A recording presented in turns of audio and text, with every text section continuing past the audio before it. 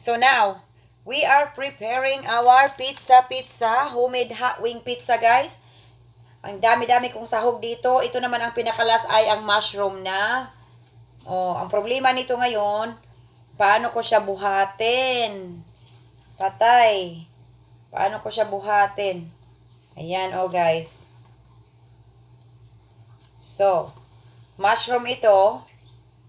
Marami siyang mushroom. Okay. So, lagyan natin siya ng mozzarella cheese, guys. Dito. Ayan, ganun-ganun lang. Ano-ano lang yan. Kasi itong mozzarella cheese, ito yung kumakapit, guys. Yung magmi-melt talaga siya. At saka,